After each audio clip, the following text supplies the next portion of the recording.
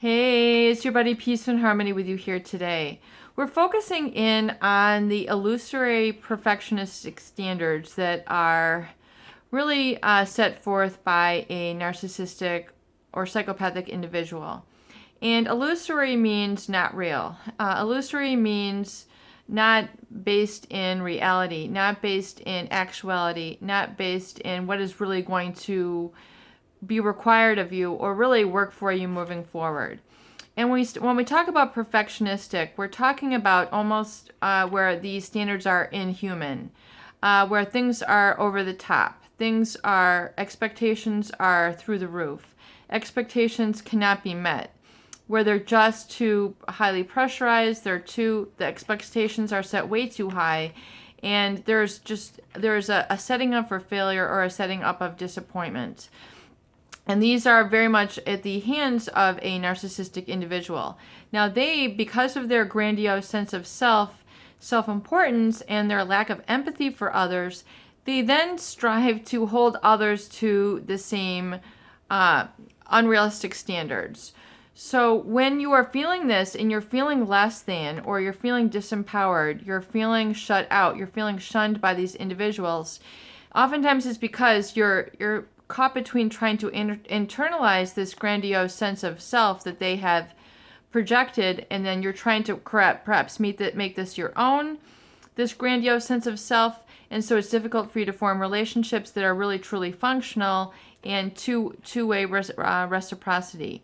So this is very important to understand, and I find it very funny almost that those narcissists who have such extreme perfectionist standards for for their home, for the objects in their life, for how they expect others to be treated, yet the ways in which they wound others, they absolutely positively damage and wound others. So they almost make others, they very much flaw others through their words, they flaw others through their actions, they flaw others through their behavior and treatment and the way that they talk about those behind their back to create, sort of scapegoating and a smear campaign. So it's very interesting that the perfectionist standards that they hold for their life is very disparate to how they treat others. So in other words, if you think about it, they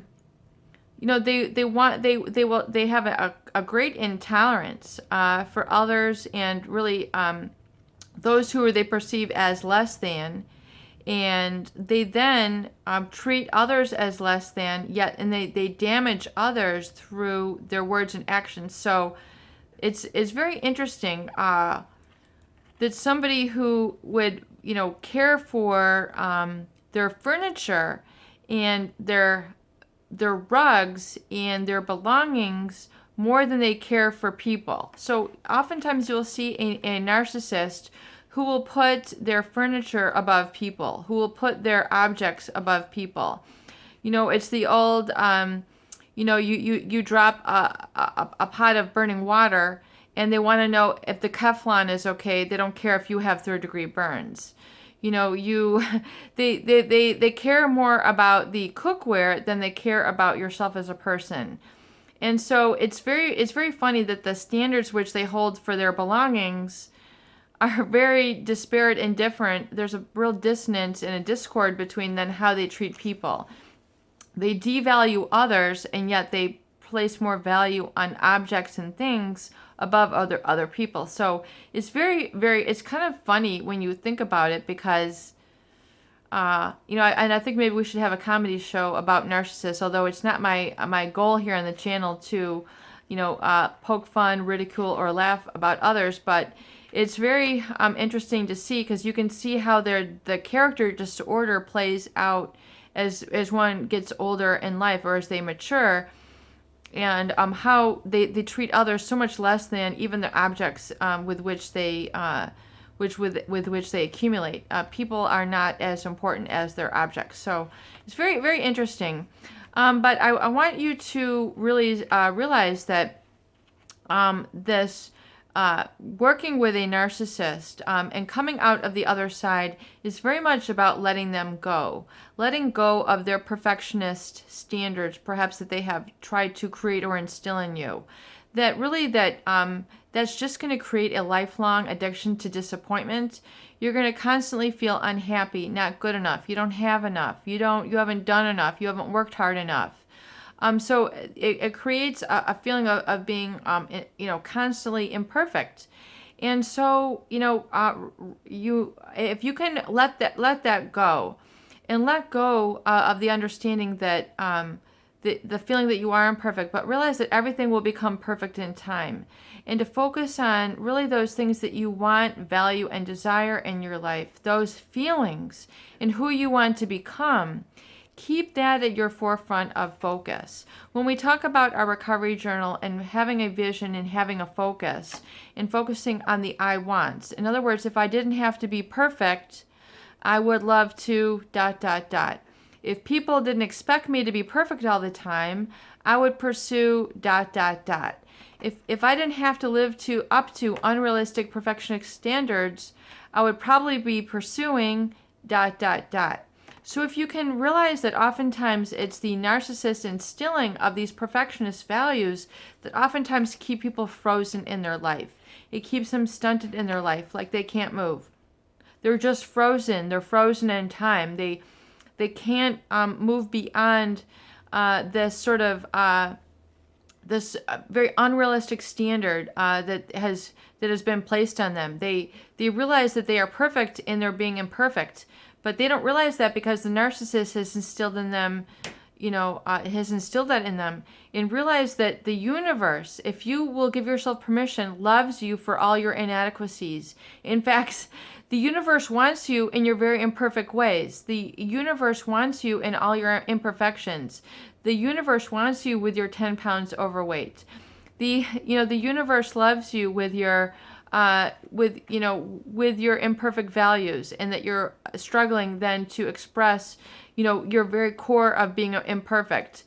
The universe wants you to go out there and pursue your values, goals, and objectives and follow your dreams, even if you're not perfect, because it is coming from the imperfect and having a vision of what you want and who you want to become. It is in the fulfillment of that, it is in the striving that the universe will embrace you. In that striving, in that going, in rising up through those hurdles. So yes, it is work. Yes, you're going to have to rise over some hurdles. You're going to have to get uncomfortable. You're going to have to, go out of your comfort zone a little bit in order to become your best version, to become your best self. You're going to have to venture into the unknown. You're going to have to be bold. You're going to have courage. These are the values that never go out of style. You're going to have to be putting yourself out there and feeling the fear of being ashamed, but going out and doing it anyway, and realize that the shame is something that you're not going to fall prey to. That it's been a mechanism that has been perhaps pressed too many times by a narcissistic individual. And once you get out there and you let go of their standards, their perfectionist standards, and realize that you don't have to be that way to pursue what you want. You don't have to be perfect when you go to the grocery store. You don't have to be perfect when you go to apply for a job interview.